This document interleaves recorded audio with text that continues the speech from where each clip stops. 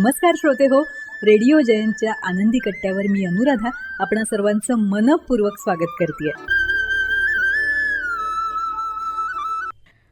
श्रोते हो, आजच्या आनंदी कट्ट्यावरून पुण्याचे सुनील जाधव यांनी शब्दांकन केलेला एक फार छान विचार तुमच्यापर्यंत पोचवते.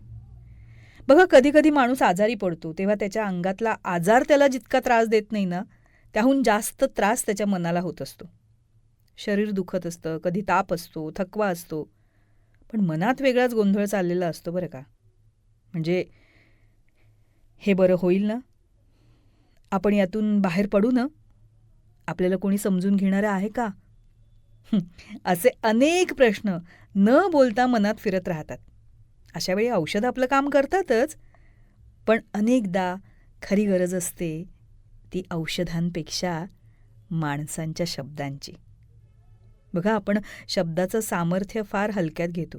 शब्द फक्त बोलण्यासाठीच असतात असं आपल्याला वाटतं, पण खरं तर शब्द जखमही करतात आणि जखम भरूनही काढतात.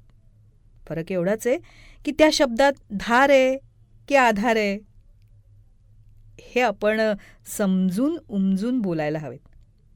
आजच्या काळात बहुतेक वेळा शब्दांना धारच जास्त असते, नाही?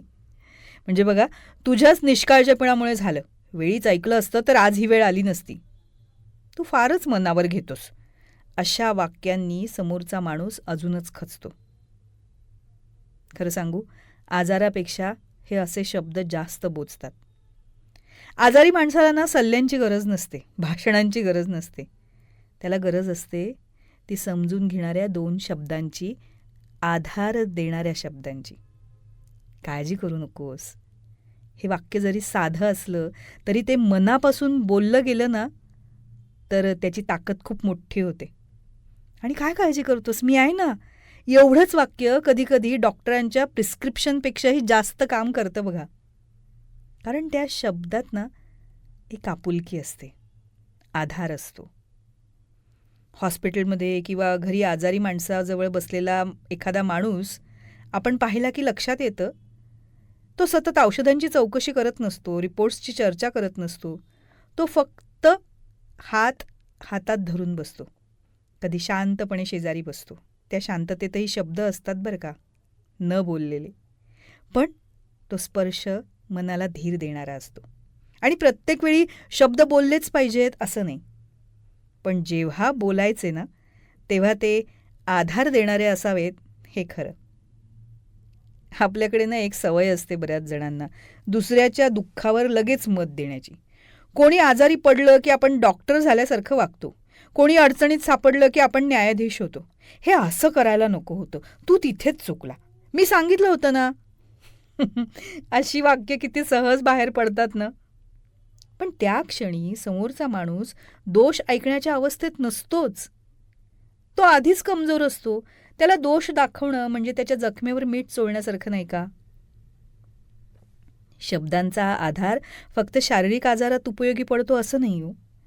आयुष्यात प्रत्येक माणूस कुठे ना कुठे जखमी असतो. कुणी अपयशाने असतो, कुणी नात्यांमधल्या फसवणुकीने असतो, कुणी एकटेपणाने असतो, कुणी आर्थिक ताणाने असतो. या जखमा दिसत नाहीत, पण फार खोल असतात आणि त्यावर कुठलंही औषध काम करत नाही. मग अशा वेळी काम करतात ते शब्द, आपुलकीचे, समजून घेणारे, धीर देणारे. मला समजतंय तुझं दुःख, पण तू एकटा नाहीस, एकटी नाहीस, आणि हे सगळं सहन करणं सोपं नाही. अशी वाक्य त्या माणसाला मोकळा श्वास घ्यायला मदत करतात. आणि समोरचा आपल्याला समजून घेतोय हे जाणवलं ना की मग त्या माणसाच्या मनात एक वेगळीच ताकद येते बघा. तो अजून लढायला तयार होतो, त्याच्या मनात आशा निर्माण होते, आणि हीच आशा अगदी औषधासारखं काम करते. हल्ली आपण फार पटकन कठोर होतो. सोशल मीडियावर, घरात, मित्रात सगळीकडे टोकाचे शब्द वापरले जातात. कोण चांगला, कोण वाईट, कोण योग्य, कोण अयोग्य, हे ठरवायला आपण अजिबात वेळ लावत नाही. पण माणूस काही एवढा सोपा नसतो. तो परिस्थितीनं, वेळेनं, वेदनेनं घडलेला असतो. प्रत्येकजण सारख्या ताकदीचा नसतो ना. मग अशा वेळी त्याला धारेची नाही, आधाराची गरज असते. आणि आधार देणारे शब्द म्हणजे खोटं बोलणं नाही, सत्य लपवणं नाही, पण सत्य सांगतानाही माणुसकी ठेवणं गरजेचं असतं. कठोर शब्द बोलून समोरच्याला मोडून काढण्यात शहाणपण नसतं. त्याला उभं करणं, धीर देणं, थोडा वेळ त्याच्या बाजूनं उभं राहणं, हेच खरं मोठेपण असतं. शब्द हे आपल्या हातात असलेलं सर्वात स्वस्त पण प्रभावी औषध आहे बघा. ते वापरणं ना आपल्यावर अवलंबून आहे.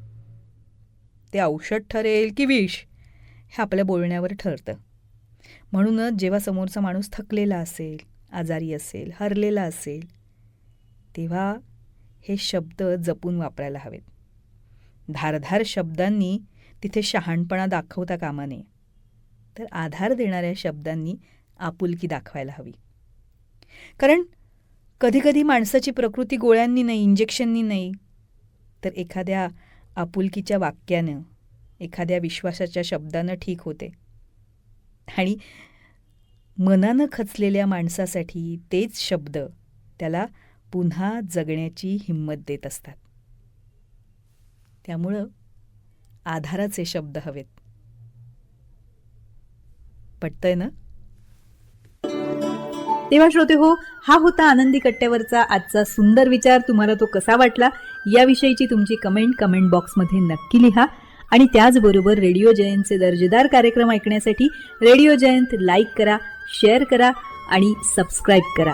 रेडिओ जयंतचं सबस्क्रिप्शन फ्री आहे. आणि त्याचबरोबर नोटिफिकेशनसाठी बेल आयकॉनवर क्लिक करायला सुद्धा विसरू नका.